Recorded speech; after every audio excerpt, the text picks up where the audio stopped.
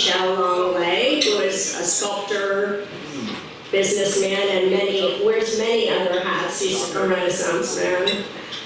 But he's going to take over, and various people will be presenting awards throughout the course of the next hour. So welcome to you, Michel.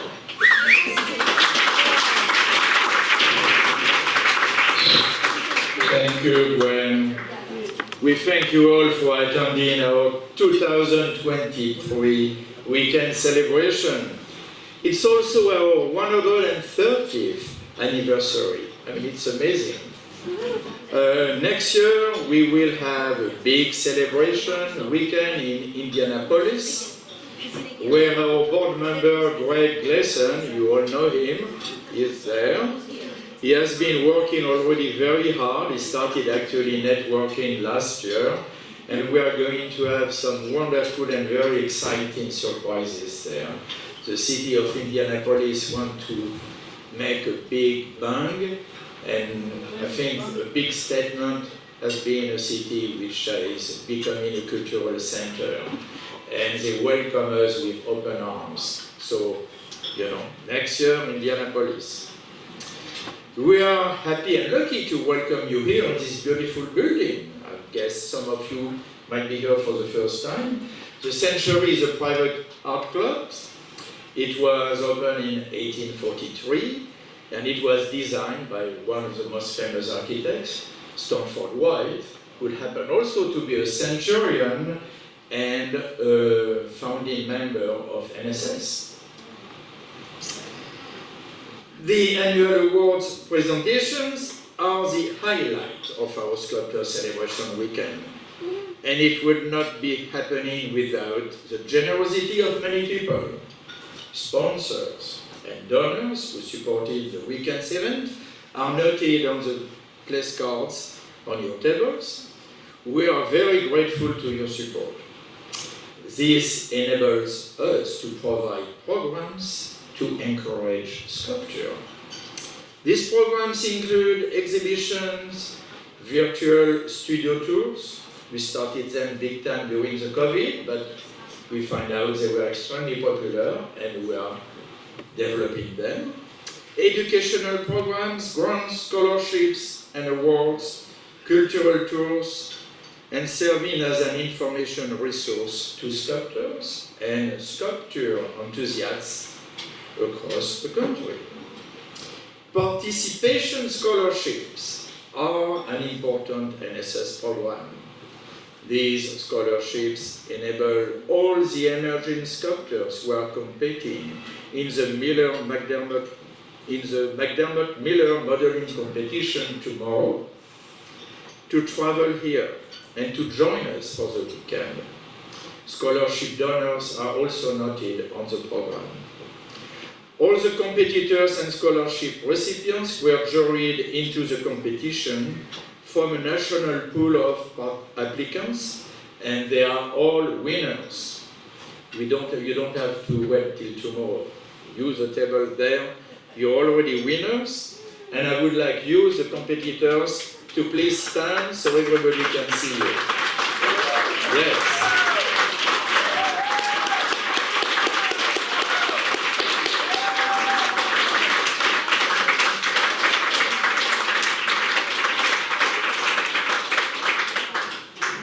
You are the new blood. We thank you all for participating and for your dedication as artists. We, the older sculptors, the patrons and collectors, we are encouraged to see the work of the next generation and to know that you will continue the tradition of excellence in sculpture. A special warm welcome to all the honorees and some special guests. Sarah, you change your name, Hobson, I have here Jane, from the Northwest Stone Sculptors Association. We also have representatives from the Art Research Enterprises, a foundry in Pennsylvania, and of course, Modern Art Foundry here in New York. Paige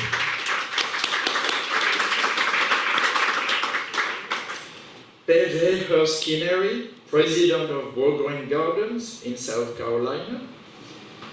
Lime Academy of Arts representative Mike Duffy and Chad Fisher. NSS has been very lucky to enjoy a long friendship with both Bowling Gardens and Lime Academy School of Fine Arts in Connecticut, and we are where they were founded. I mean, it's a wonderful association. In addition to the contributions received towards this event, which are noted on your place cards, I would like to acknowledge some donors of other significant gifts, and they are here with us today. Steve and Luz Mary Harris, who took us for a walk through the fruit collection this morning. Lee and Alfred Hutt, Andy Barnard and Wayne Marcus. Richard Moylan, president of Greenwood Cemetery. The daughters of past NSS president Marcel Jovine, Marcia and Andrea, who sponsored the President's Prize in the annual award exhibition. They also put my name. A big thank you to Andy Lay. You all know Andy Lay is the one who is photographing and recording for the NSS posterity all these events. Thank you all also to the NSS board members who work tirelessly and on a volunteer basis.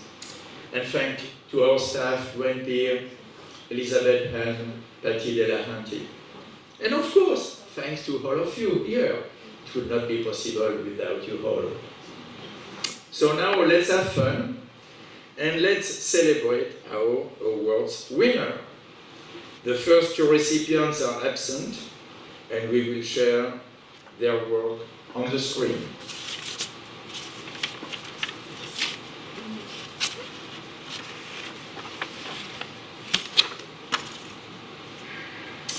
The first award, the Herbert Adams Memorial Award, is presented as the occasion arises for the advancement of sculpture, either through service to American sculpture or to a sculptor for outstanding achievement. The awards committee nominated Cristina Cordova as an exceptional sculptor who teaches future generation of sculptors. Cristina actually meets both criteria. Most of all, we wish to acknowledge her remarkable body of work. After completing her BA and Master of Fine Art, Cristina Cordova entered a 3-year artist residency program at Penn Lund School of Crafts in North Carolina. She later served on the Board of Trustees and continued to teach there today. She is a recipient of the USA Artist Fellowship, an American Crafts Council Emerging Artist Grant, a North Carolina Art Council Fellowship, and several International Association of Art Critics Awards. Her work is included in the permanent collection of the Renwick Gallery of the Smithsonian American Art Museum in Washington, D.C., the Fuller Craft Museum in Massachusetts, the Mint Museum of Craft and Design in North Carolina, and the Museum of Contemporary Art of Puerto Rico. Past recipients included Adeline Pons Adams in 1947, Lee Lowry in 1954, who created the beautiful atlas on sculpture on Fifth Avenue at Rockefeller Center, Philip Johnson in 1984, Charlotte Dunwillie in 1990. She is the only woman who has been NSS president in 130 years. Ladies, it's time to do something about that. And most recently, Simon Lay last year. Christina is teaching right now a workshop this week in Puerto Rico, and for that reason, she sends her regrets and enthusiastic thanks. So, Cristina Cordova.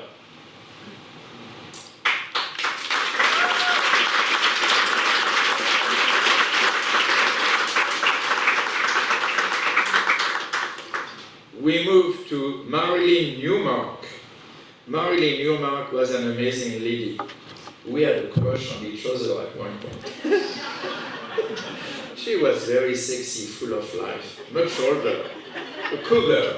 And of course, she was very talented in animal sculpture. She was a cougar. Only a French guy can say that and it can pass.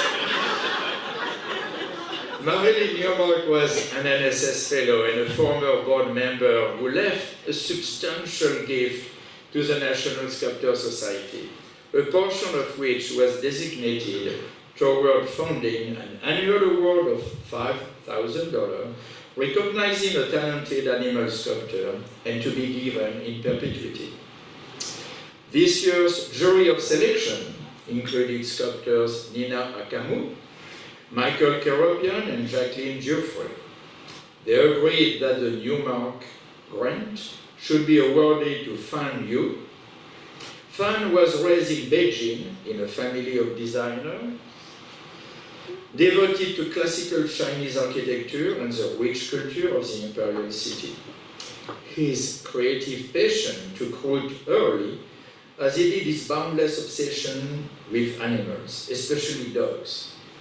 He cannot be here today because he and his wire fox terrier, called B, were in New York City less than a month ago at the Westminster Kennel Club dog show, and B won Best of Breed.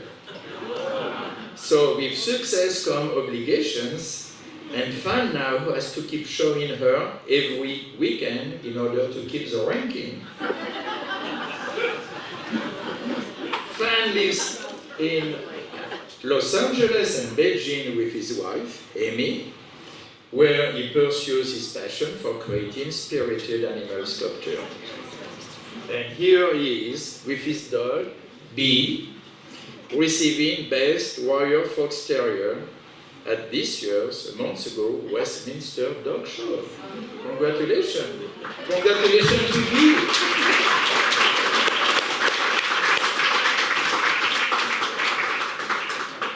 And I am now invited our board member, Greg Lesson, who is going to present the Cisco Memorial Award.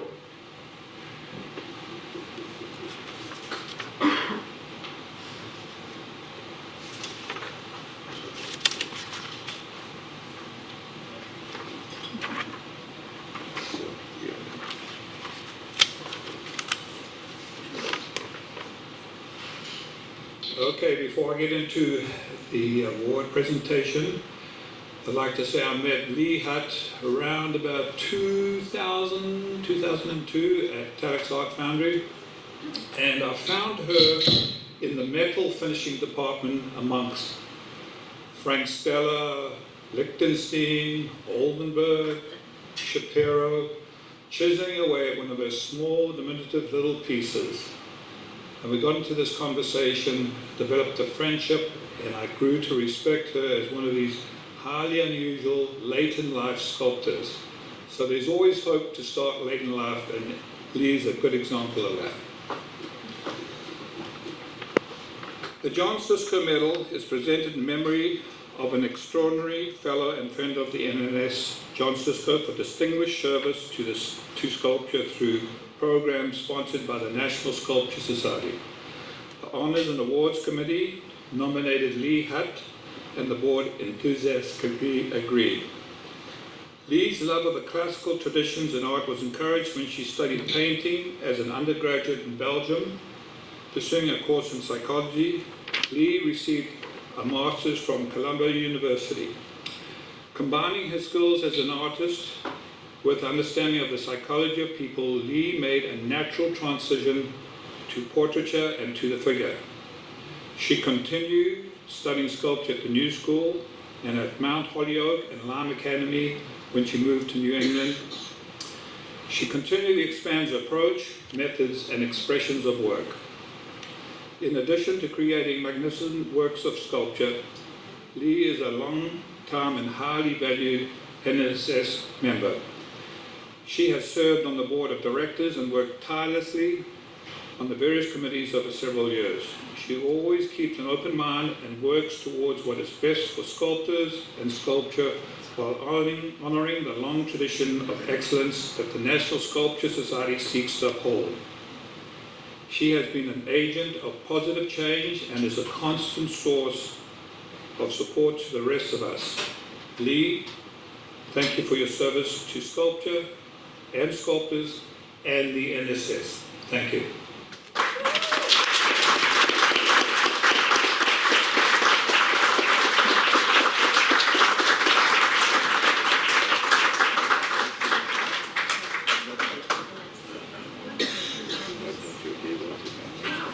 Do I pin this on him?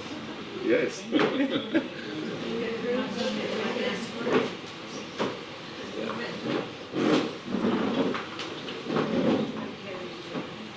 It takes time. No rush. I'm so thrilled.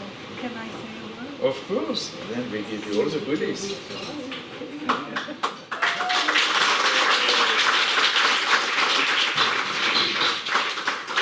It really is possible to start late in life because I'm an example of that.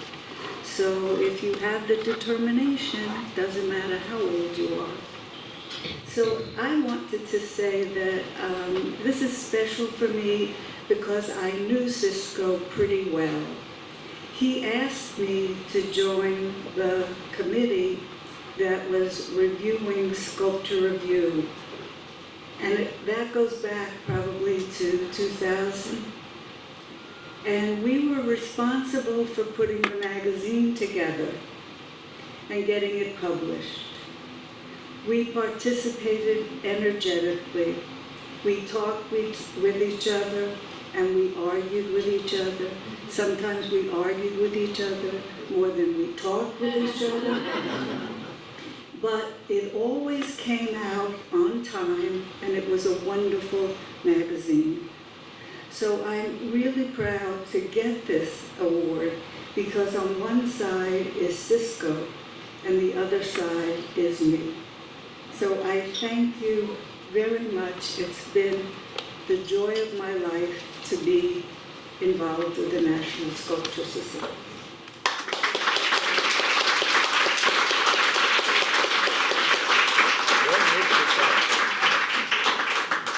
Lee is really an exceptional board member. I mean, I really want everybody to know that. I mean, she's a voice of reason when we need some reason. Give me a kiss. Would you tell my husband that? We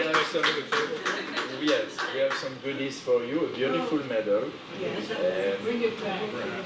And a cake. That's it. Congratulations.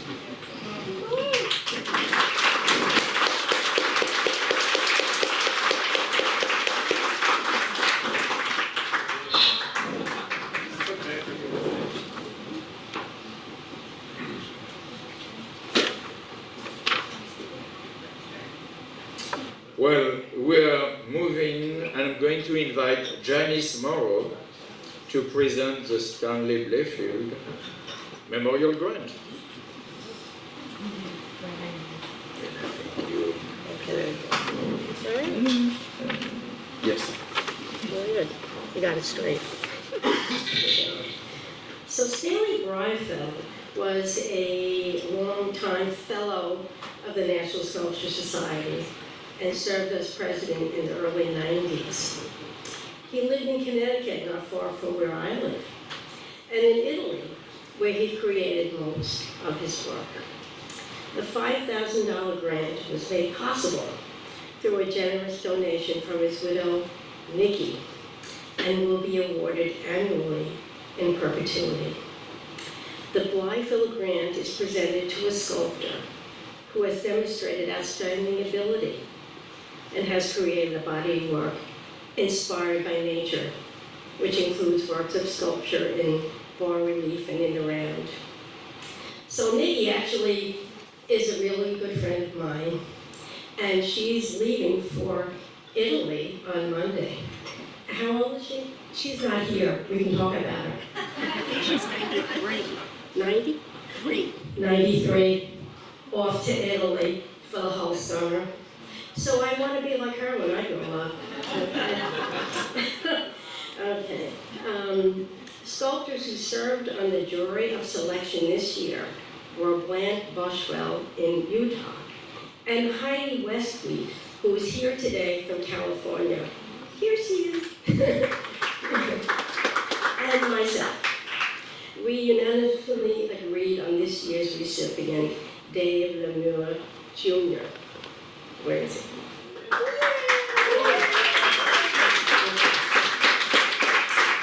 Lemure is a passionate outdoorsman, and much of his work is inspired by his experiences in the wild.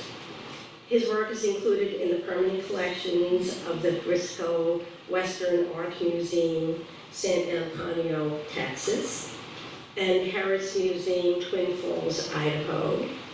The city of Pagosa Springs, Colorado, is home to Lemure's monumental trout sculpture, Native, and his work entitled A Vision of Tomorrow. Is it over? Graces the front of City Hall in Twin Falls, Idaho. Is it Idaho? Yes, yes.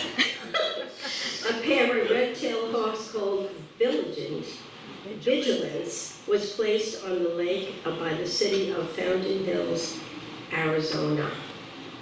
So anyway, I'm going to give a little bit of detail of what I thought of his work, and I'm going to quote myself, but I'm going to add a little something. So I said that Lemure's process of placement, form, and patina is striking. The animals seem to move effortlessly and gracefully around his vessels. The ancient idea of a narrow vessel is uniquely presented in current terms. And this is really true. I mean, when you look at ancient Greek vases, don't you want to go around, and see the whole story? And so with his work, I felt the same thing, but it's current.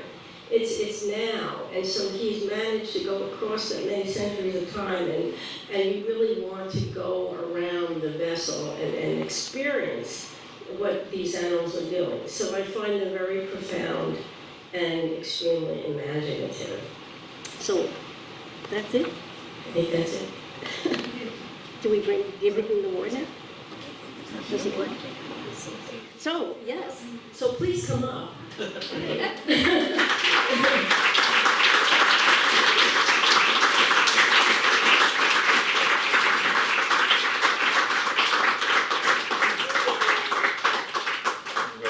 Thank you.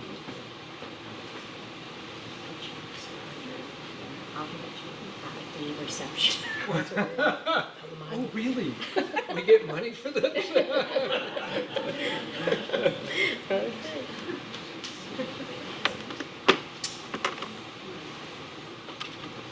Wow. First time to New York City.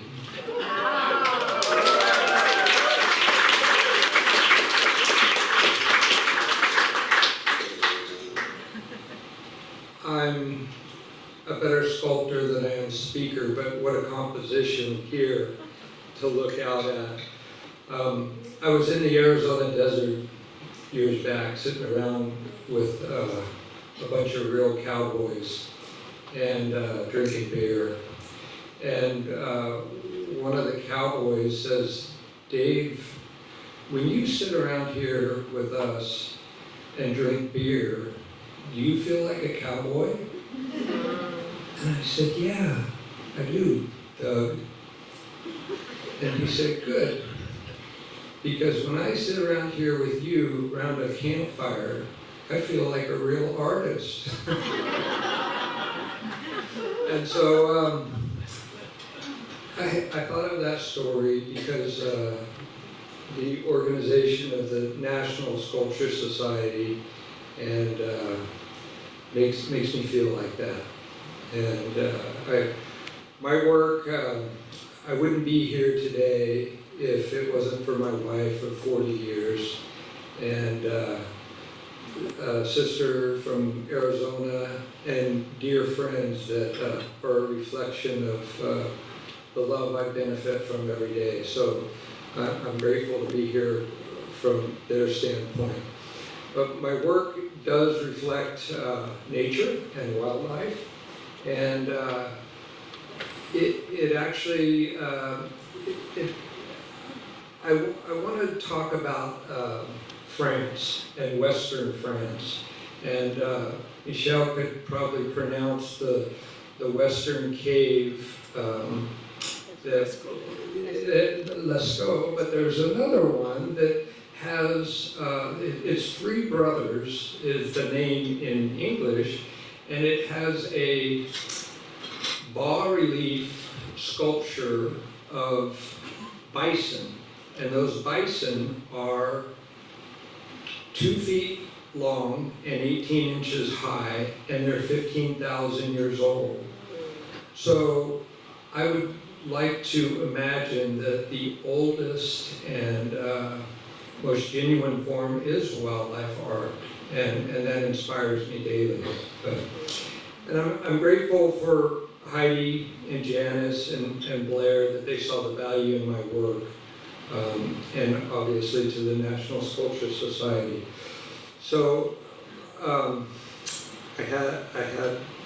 don't want to forget anything. I did write down a couple of things. My work, it was years back, I was working with a big vessel and symmetry on the wheel. And an antler had fallen off the wall and it hit this vessel. And I don't know, as artists, maybe you realize at some point that a piece just isn't working. And I thought that at the point that this antler hit the vessel. And I wanted to just destroy it. And that comes to that point. But I looked at it, and that was the beginning of this realization of the impression, the value of these pieces being malleable and pliable and impressionable. So the vessel and the critters and the animal on it, and those two are inseparable. And so I feel as if we're inseparable from nature and wildlife. And if we can take care of nature and wildlife, we can take care of ourselves. So I might even suggest that one of the most important things in New York City is Central Park. And it's that collaboration of the symmetry and the animal and the abstraction of the animal. So that's the message in my work, is that we're inseparable from nature. And that's my message. The vessel is something that's been through history that carries something forward. It's cherished. I want to see my vessels, as Janice wonderfully talked about my work, as some ancient vessel of wisdom that's just dug up, and it carries something forward. So this is phenomenal for me, and I'll marinate in this moment for the rest of my life. So thank all of you.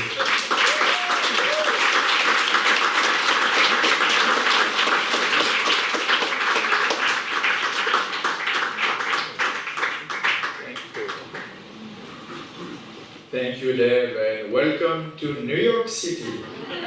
I saw a wonderful tagline yesterday on the street, I think it was on the bus: "Get lost and discover New York."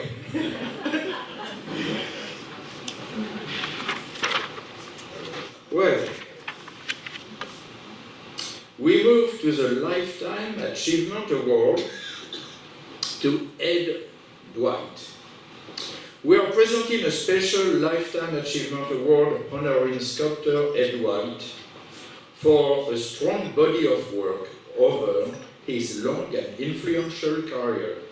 Career? You understand me? Professional life.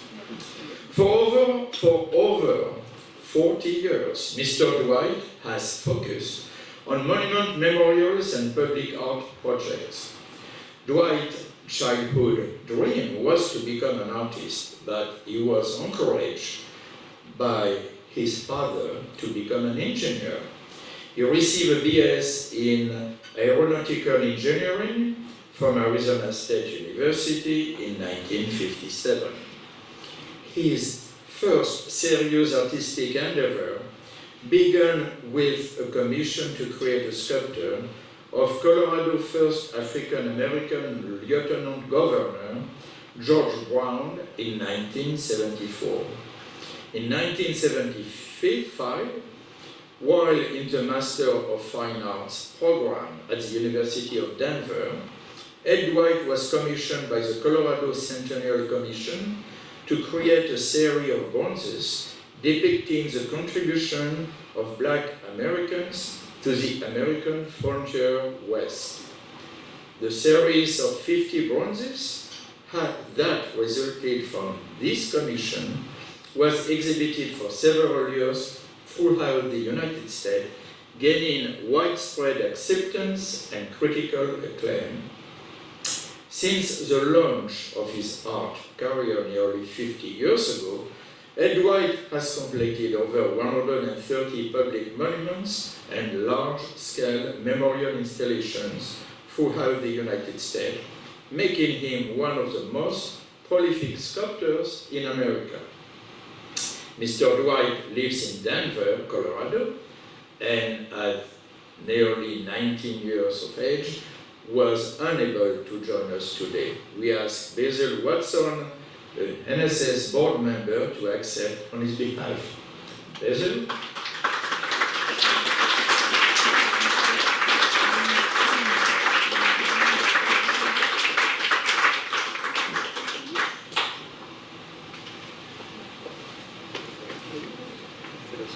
You want to say a few words? Okay, yes, I will. I am deeply honored to stand here representing a giant like Ed Dwight. He has prevailed with circumstances not necessarily in his favor. A short story, about 2 months ago, I attended the unveiling of probably his latest sculpture in Atlanta, and he is almost totally blind. His comment was, "I wish I could see the sculpture." And this represents to me the spirit of Ed Dwight, who has persevered even against blindness and health. He's still sculpting, and I'm thinking, if I can be sculpting at 90 and blind, I don't care what the sculpture looks like. You know, as sculptors, we want to keep sculpting regardless. He has expressed great disappointment at not being here to accept the reward personally. As I said, he's struggling with health issues. He's legally blind and not in the best of health. But he has expressed his great appreciation and thanks to the National Sculpture Society for recognizing his works, his life's work, and just wants to say thank you and all the best to the society. So thank you.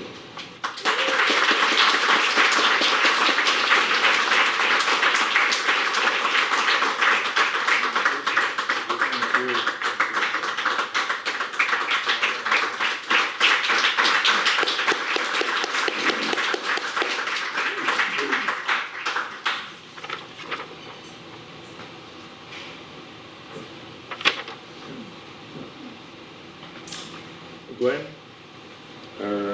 Mark Mellon not being here, you'll do it. So we are moving now to the Alex Etol Grant.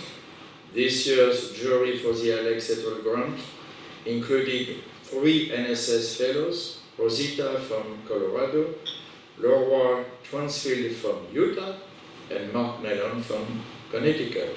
Mark was supposed to be present, but for unfortunate reasons, he cannot join us. So some of you know Mark Mellon, he's a wonderful sculptor, and his wife Babette, who both have COVID right now. So he asked if I would read this for him.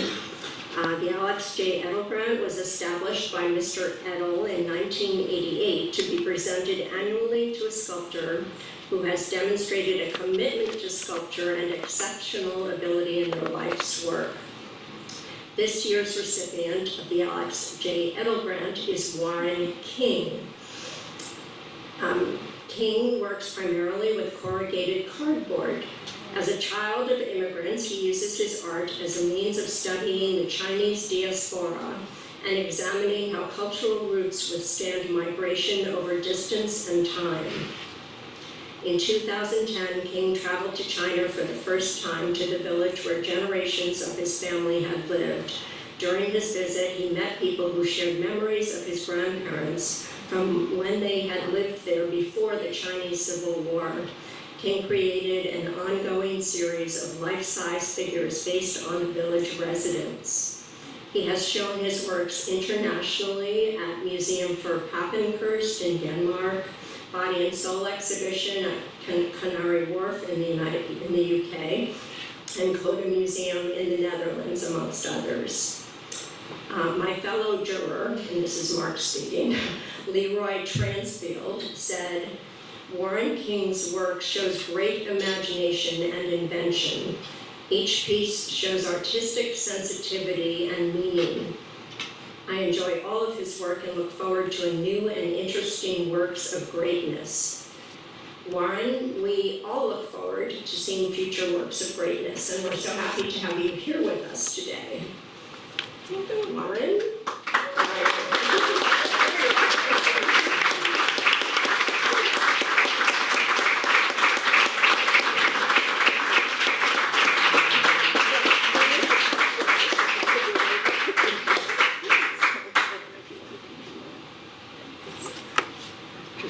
You want to say a few words, of course. Thank you so much. Thank you. I just wanted to say a few words to express my gratitude for this recognition. It's just an amazing honor to be here at all. I'm also a late starter in art. I was a child of Chinese immigrants. I grew up in Wisconsin, and a life in art was never a possibility for me. I studied engineering. I studied math. I designed buildings for a while. When I realized that designing buildings was not for me, my big act of rebellion was to go into computer software. So I did that for about 17 years. So I didn't really come to art until I was well into my 40s. When I did, I was making figurative sculptures using whatever I had around the house. And it just happened to be corrugated cardboard. And it was really just a personal project. I didn't have a plan, I didn't have a dream. I just wanted to find a way to connect to my personal stories, to have time to think about my cultural roots, where I came from, something I never had a chance to do when I was growing up in the Midwest.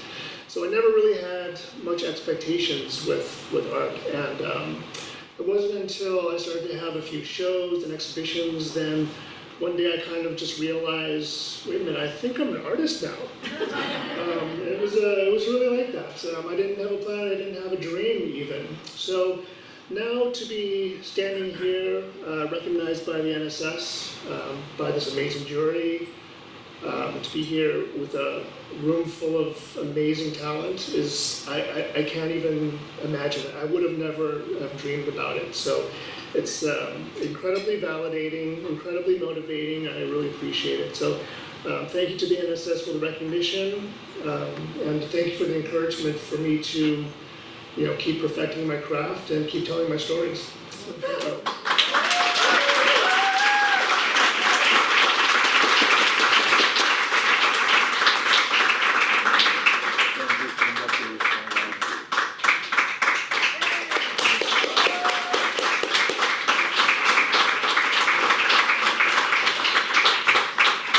I will just add a few words congratulating Warren, and he's a source of inspiration. And it's mostly to the table there, the young artists. We all know, unfortunately, how expensive sculpting can be, the process of casting. which mold making, which sometimes stop or slow down the process of a lot of artists. And when I saw the first amazing pictures of your work, corrugated board, I mean, things we discovered, and you were able to, your imagination, I mean, your talent, you were able to do this amazing, beautiful. I fell in love with your work the minute I saw it. So it's about having imagination, being creative, okay? Don't let ever finance stop you in the creative process.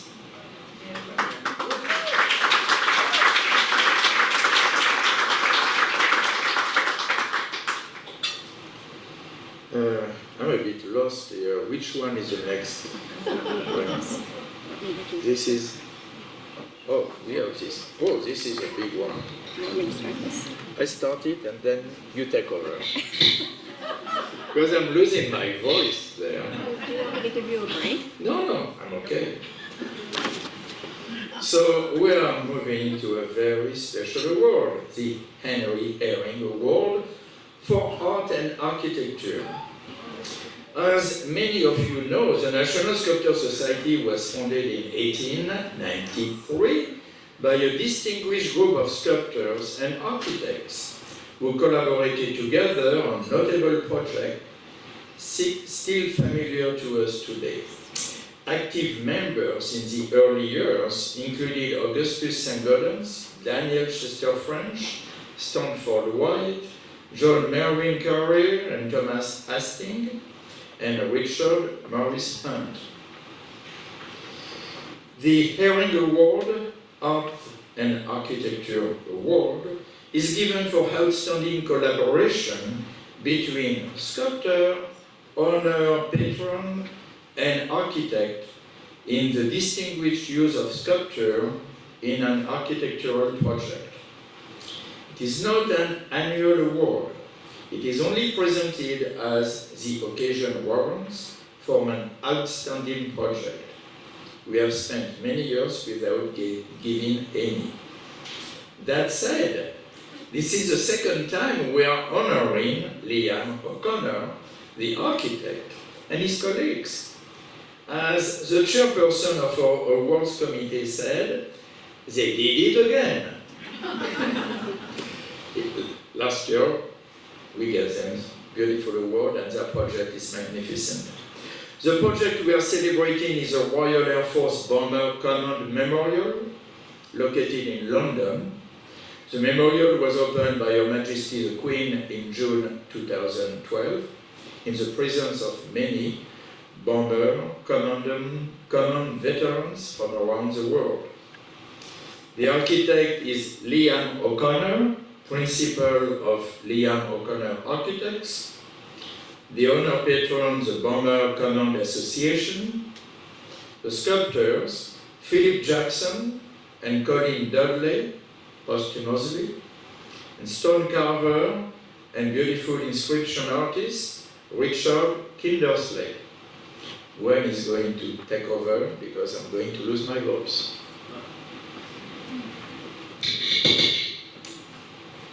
So we are most honored to have with us today Liam O'Connor and Group Captain Jared Pendlebury, representing Colin Dudley and the Royal Australian Air Force. And I'll bet you can guess which one he is. In the proposal from the architects, they state that building such a work of classical architecture and figurative sculpture is unusual in any modern metropolis.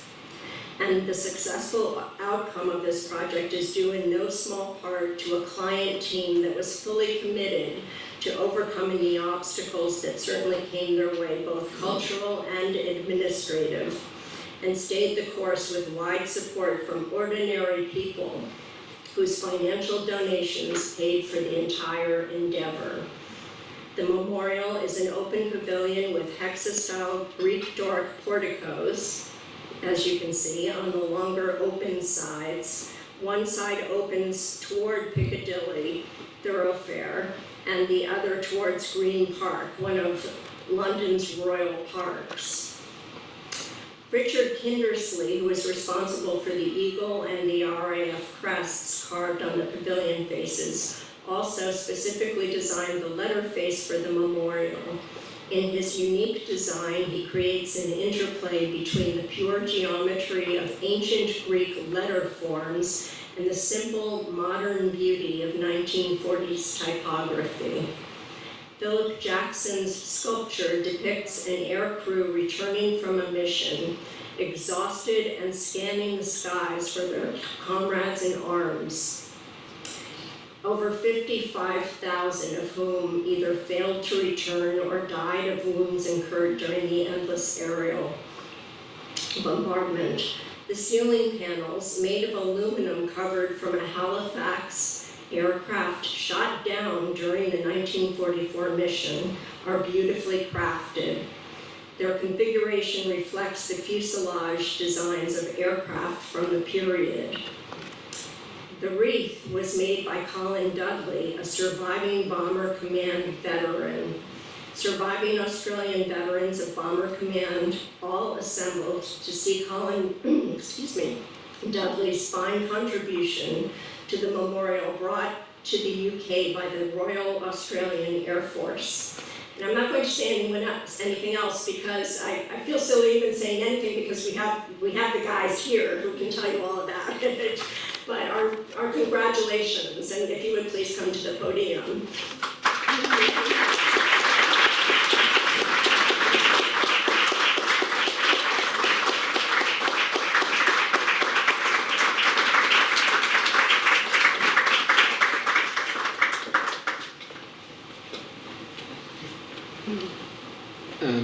Thank you to the National Sculpture Society for recommending this for this honour and for awarding it.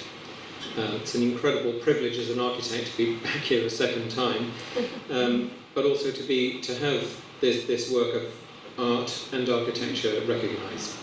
It's very difficult in the 21st century to build anything that so in a sense represents the continuity of the classical tradition in the modern world, and also to be able to curate and work with sculptors from all over the world. Colin Dudley, who was awarded a Distinguished Flying Cross for his 39 missions flown during the Second World War, made an outstanding contribution to this project, for which he received and wished to have no payment, as it was to honour those that he knew so well who never came home during the Second World War.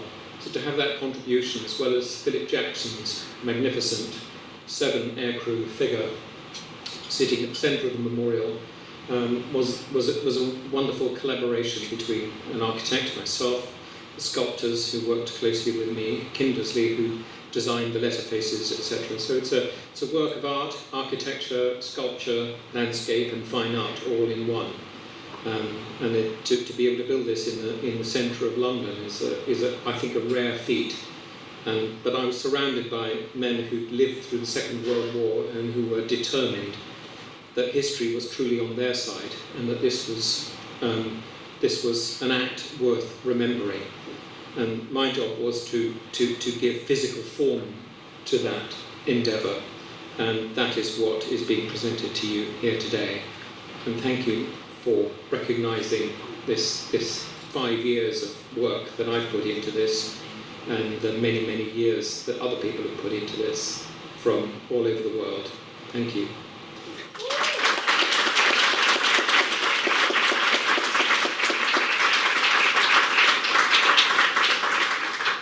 Well, good afternoon, friends. I feel slightly out of place here as perhaps the only non-sculptor in the room, but it's a great honour to be here, and as was mentioned, I'm representing the Royal Australian Air Force in accepting this award on behalf of Colin Dudley, a man who I never met, but a man that I feel I have a deep affinity with.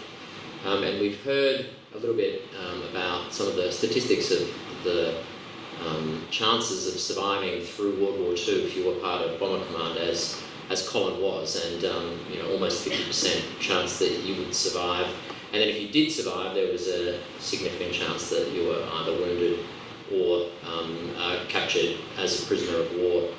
And as a junior pilot, when I started flying, the squadron that I was posted to, my first flying assignment was very closely linked to the Bomber Command Association in Australia.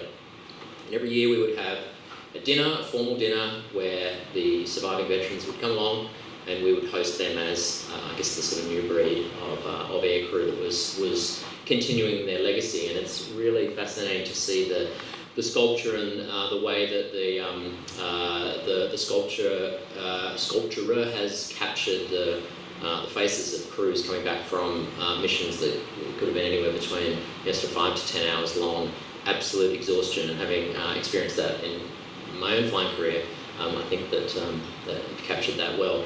But every year as these dinners would progress, we would sadly see a dwindling number of veterans coming to them, to the point now where there are none left to attend the dinners, but we still continue to hold them. And the families now, the surviving families, come and honour the legacy of these great people who did so much in the 1940s to create the world that we live in today. And it's an absolute honour to be here, and thank you so much for hosting me, and I'm very proud to accept this award on Colin's behalf. Thank you.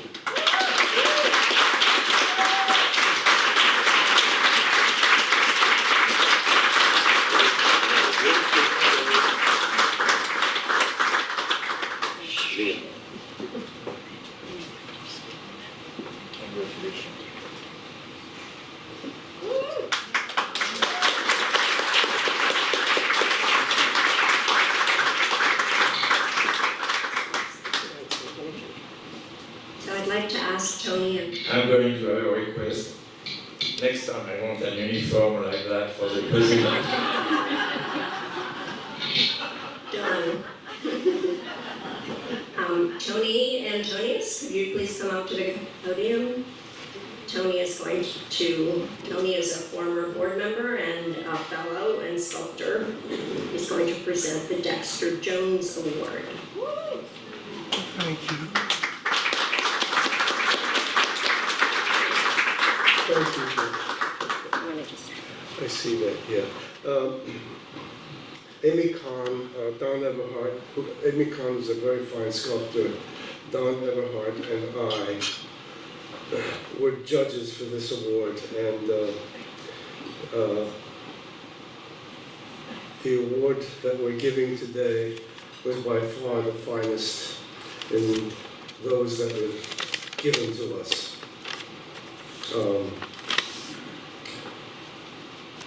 I'm going to read the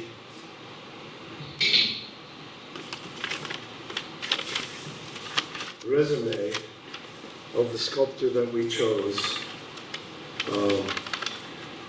Evan Morse received his BA from Wheaton College and MFA from Boston University.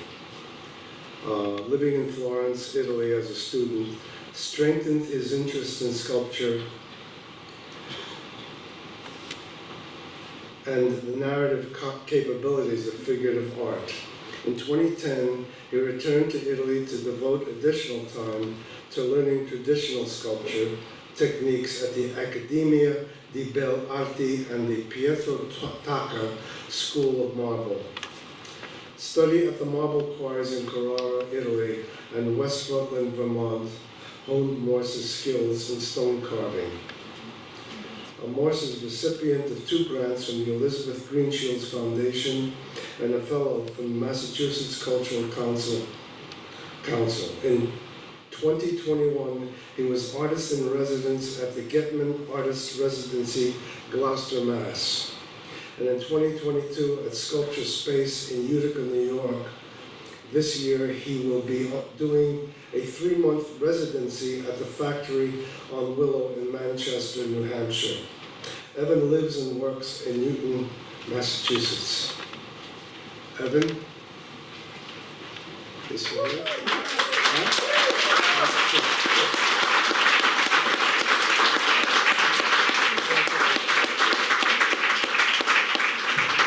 Oh gosh, I didn't prepare anything.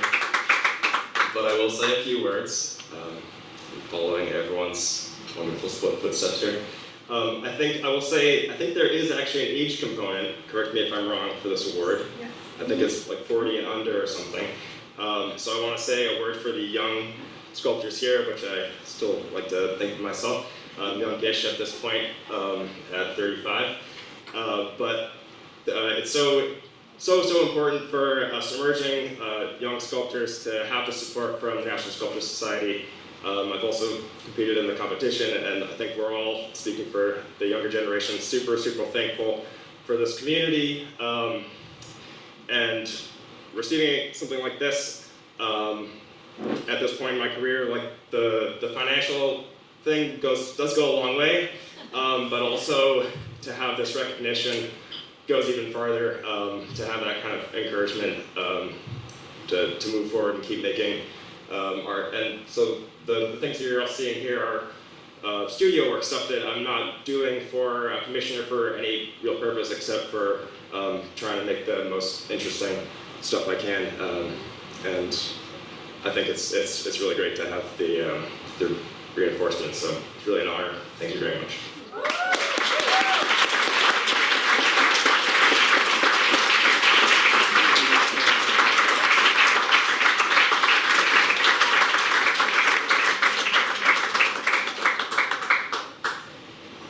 Yes, I do. Tonight we present the Augusta Savage Grant for Excellence in Sculpture for the very first time. This unrestricted award of $2,500 will be presented annually to an exceptional emerging sculptor who identifies as Black or African American. The Augusta Savage Grant is funded through a generous donation and consists of that unrestricted cash prize of $2,500. Augusta Savage is one of the most influential artists of the 1930s. We celebrate the legacy of this renowned American sculptor and intend to encourage future generation of talented sculptors in the earlier stage of their career through these awards in her name. The jurors for the inaugural award this year were Amy Kahn from Pennsylvania, Richard Blake from Pennsylvania, and Basil Watson from Georgia. Basil, who is also a board member, will present this award.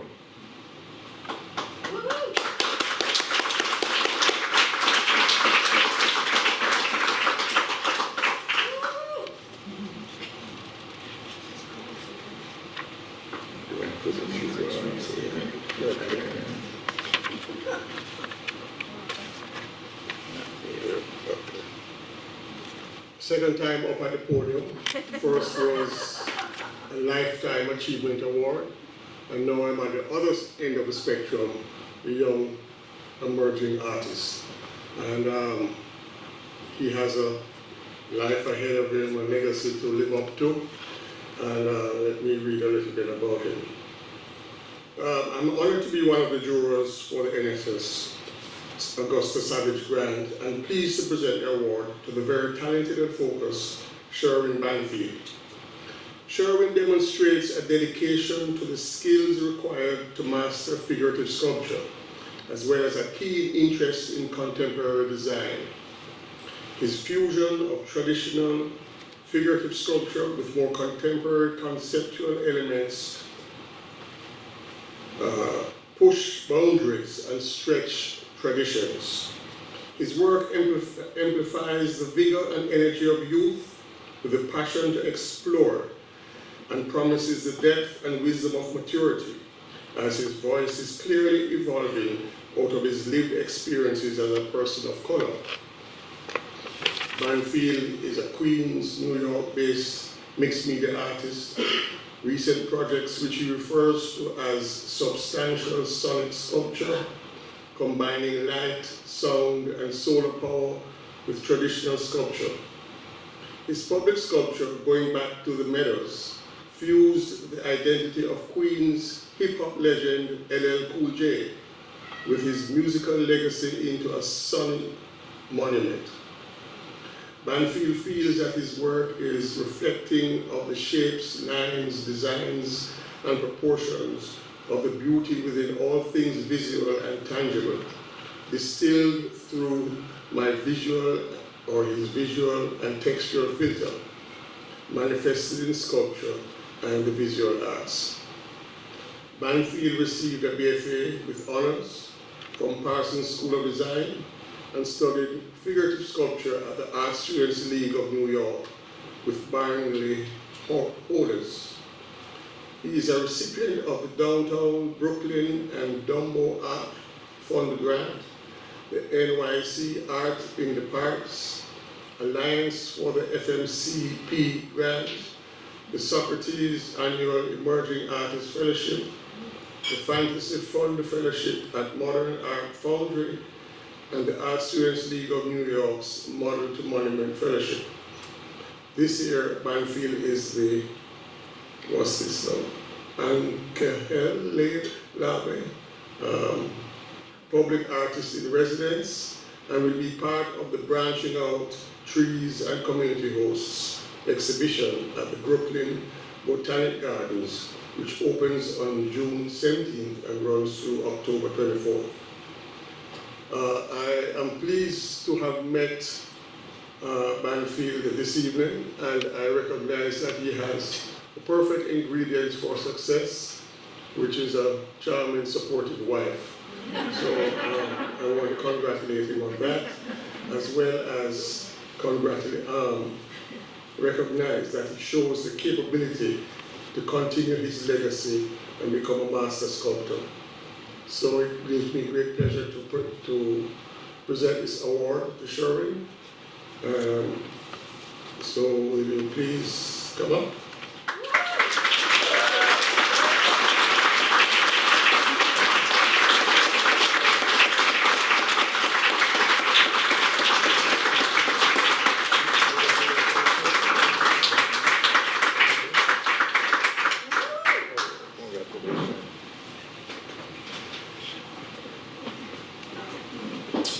Good afternoon. Okay, I think I got this. It's quite a great honor to be here in a room full of such esteemed and talented individuals.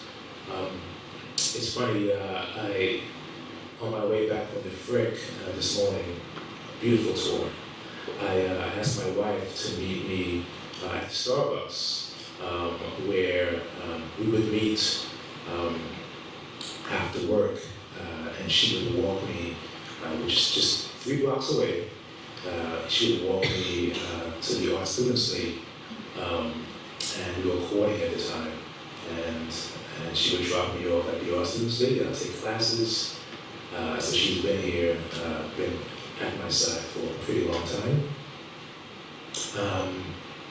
I also want to mention that my work really took a turn when about 10 years ago, my wife and I were invited to a wedding in Austria.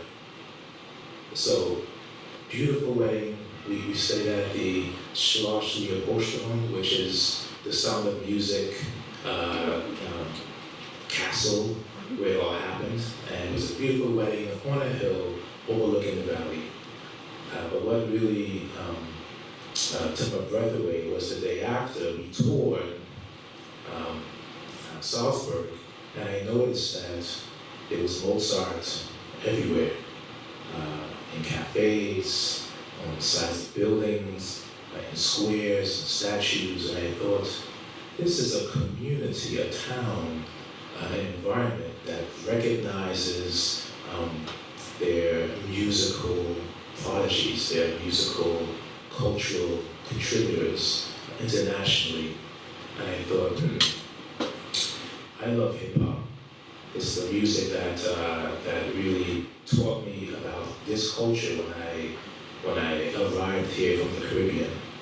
And I said, I think hip hop artists that changed the world, that contributed to the world, could be monumentalized, and maybe I could be the guy to do that.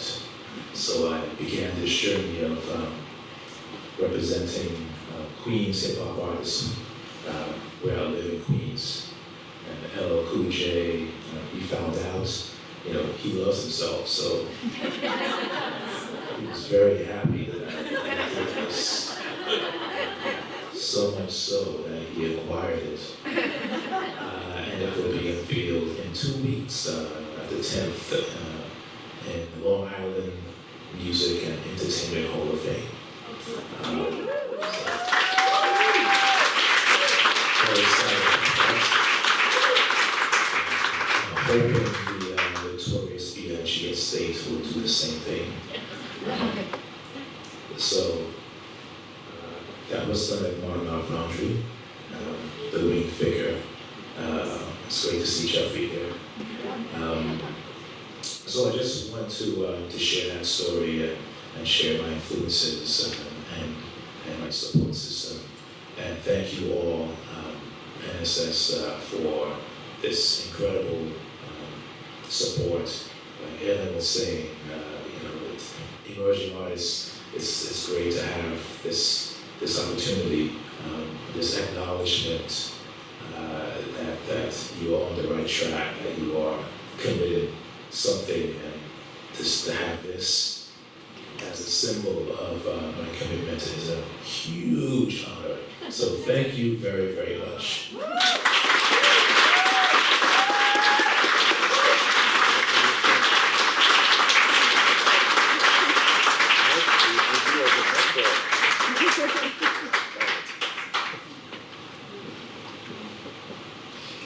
Okay, Gwen?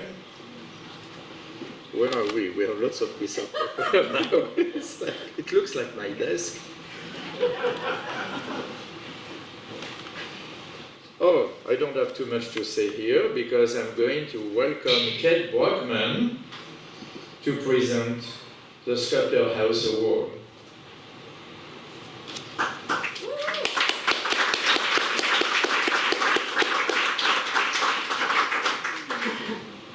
Thanks, Michelle.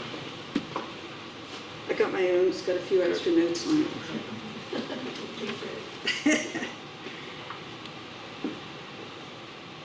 Oh, here I am. The Sculpture House Award, annual award, recognizes an individual for their contributions to sculpture. Tonight, we present the Sculpture House Award to a mentor and a teacher of mine, Gary Weissman, who has contributed all of his life to creating his own work and to inspiring others to pursue a career as sculptors. Gary has exhibited internationally, and his work is included in prominent collections worldwide.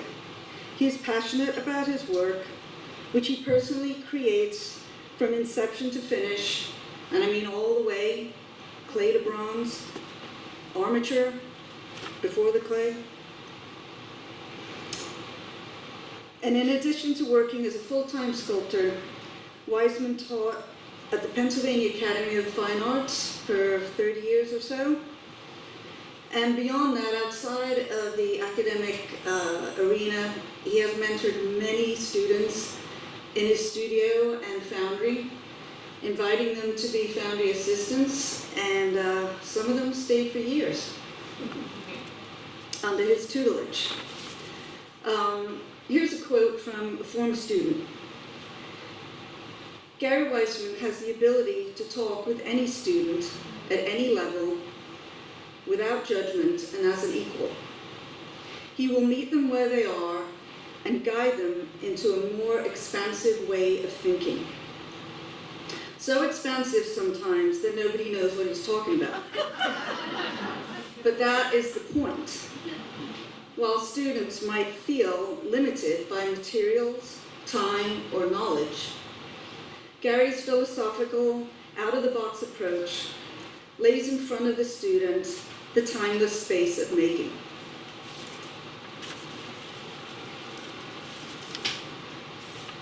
I've lost my page now. Weissman studied sculpture and drawing at Washington University and the Art Institute of Chicago. After receiving a degree from Columbia College, He did apprenticeships under sculptors Jack Kearney, Leslie Posey, and Evangelos Ferdakis. His foundry skills were learned at Talix Art Foundry in Fishkill, New York, and Bronze Art Foundry in Sarasota, Florida, before starting his own foundry in Sarasota and eventually in Newfield, New York, upstate New York. He passed these skills on to his students, some of us going on to build our own foundries. He is represented by Stanek Gallery in Philadelphia, PA, Sloan Merrill Gallery in Boston, Massachusetts, Ray Wiggs Gallery in Provincetown, Massachusetts, and Serona Fine Arts in Hallandale Beach, Florida. Michelle, are you up? Or Gary's up? Come on up here, you big lug.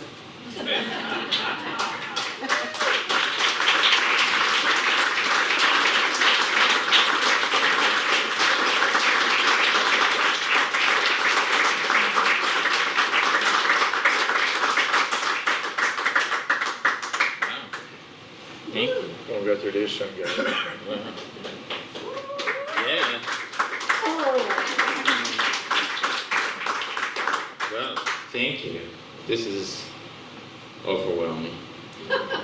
And I am not prepared to say anything except, wow, and it's great to meet as many of you as I could. Thank you.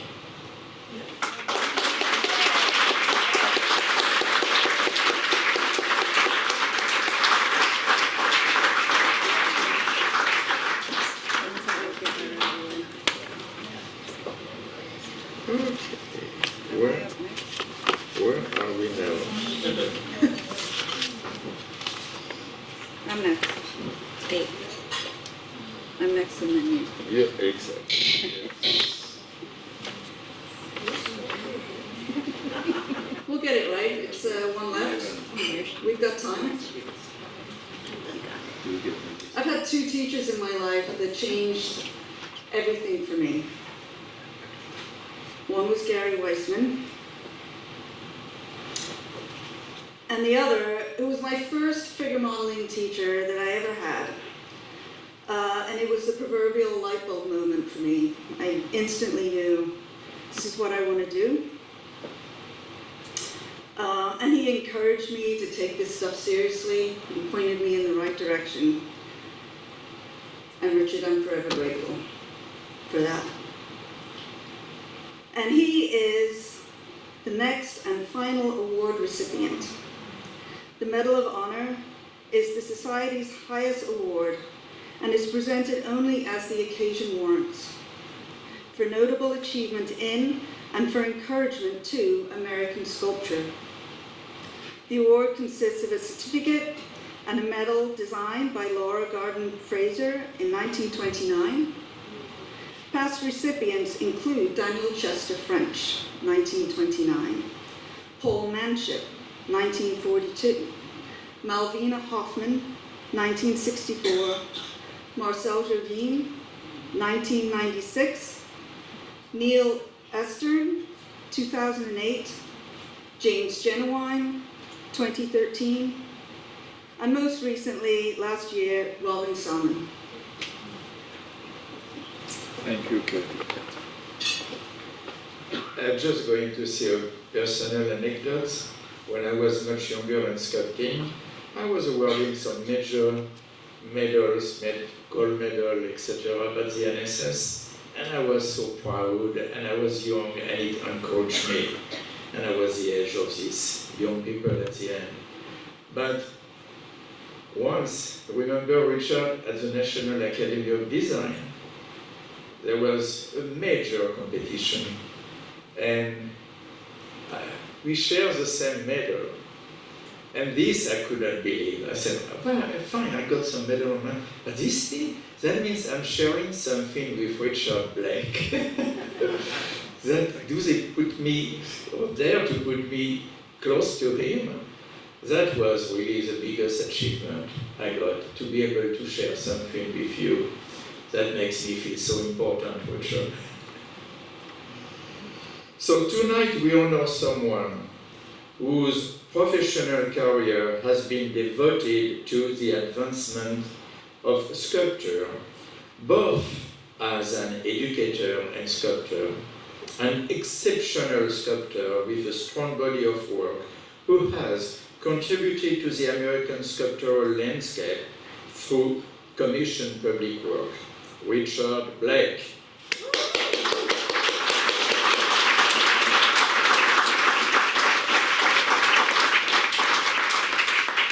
A long-time professor of art at Westchester University in Pennsylvania, Richard received 4 faculty research grants from the university between 1992 and 2001. The Faculty Merit Award for the Third World Woman Sculpture Series in 1997, and was granted the status of Professor Emeritus in 2022. He is the recipient of the Patricia Gaines Award for Multicultural Contributions and the Pennsylvania Senate Citation of Excellence for the Frederick Douglass Monument. As past president of the National Sculptor Society and active member, Richard has been widely recognized for his prominent public sculpture commissions of historically significant Americans who advance the cause of social justice. Works to date include the Frederick Douglass Monument titled The Abolitionist in Westchester University, Pennsylvania, the Reverend Martin Luther King Jr. Monument, I have been to the mountaintop, on the River Walk, Bergen County in Fair Lake Dickinson, at Fair Lake Dickinson University, New Jersey. The Milton and Catherine Hershey Monument in Hershey, Pennsylvania, and the Martin Luther King Jr. Monument located at the Peace Gardens, University of California in Fresno. He was a finalist for the Rosa Parks Monument Commission by the architects of the Capitol for Statuary Hall in Washington, D.C. in 2009, and is currently a finalist for 3 major public commissions in different parts of the United States. His monumental version of a young Frederick Douglass will be unveiled this summer in Abolition Row Park in New Bedford, Massachusetts, right across the street from where Douglass lived. Richard, we all applaud you.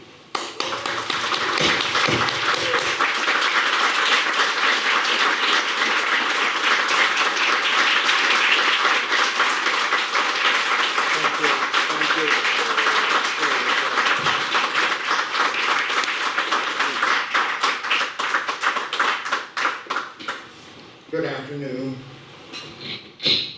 I have to take pause of the moment, and actually, even more than award, I'm overcome by just the camaraderie of being around other artists, which we've been deprived of during the COVID areas.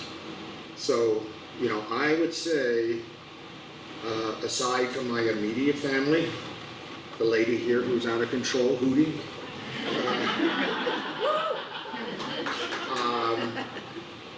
my aesthetic family, because I think art is more than just an individual statement. I think it's each one of us making comments about our experiences and our cultural relationships, and also heavily influenced by those that we communicate, argue, as well as agree with.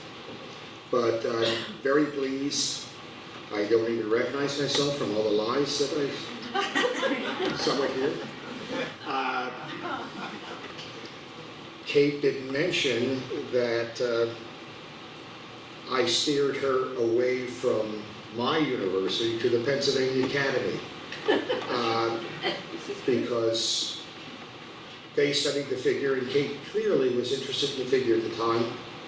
And from my figure background, you know, I thought, yes, you know, she needs to go to some place that has a tradition that's embedded in the celebration of the figure, how it's articulated, and what it means. I am very honored, thankful, And I guess while we're celebrating emerging artists, maybe I can sort of return myself as a re-emerging artist. I know I've gone through many changes, from abstract to constructivist, back to figurations. And again, the only thing that's really important to me is your creative voice. Thank you again.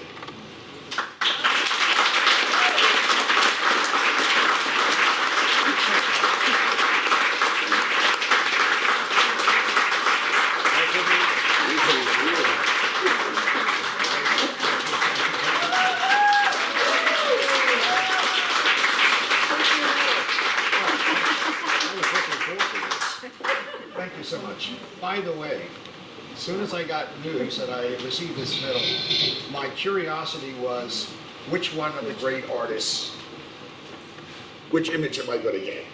So I really cherish this, and I think we have an old video, historic video, of the model, and also the sculptor who is putting him through holy hell with different positions and holding it and so on.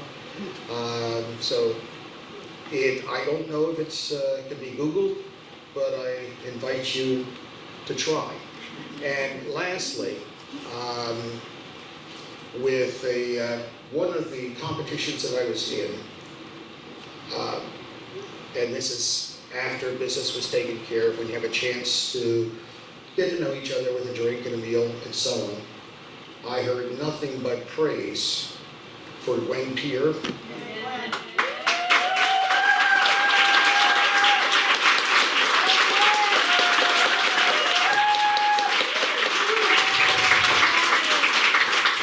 Okay, who did that? It wasn't from anyone at NSS, it was from some people else. And the office of NSS, and in terms of her untiring amount of time that she contributed to helping the committee get together and understand the whole process of setting up a jury and how you begin to organize and bring a monument to fruition. So there are many things that they do in the background. I thought that a little bit of gossip wouldn't hurt. So thank you.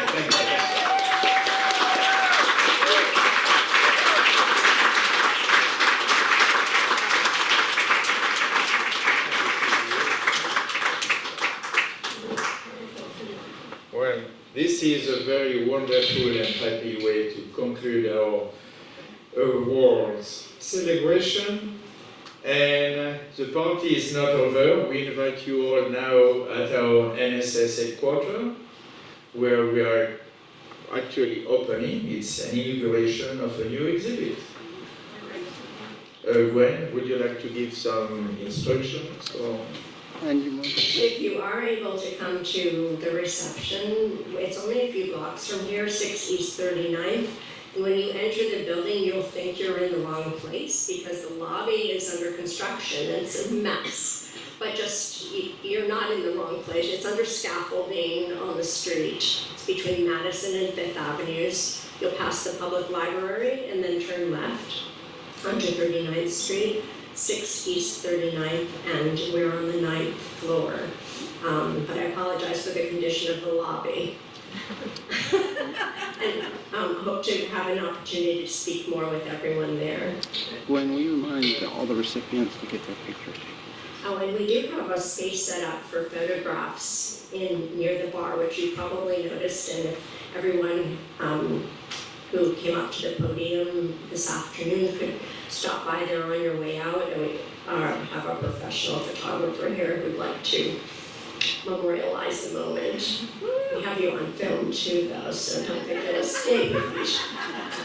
So, thank you so much. It's wonderful to see you all. Thank you for being here. Thank you all. So, 39th Street, number 6. 699 Street.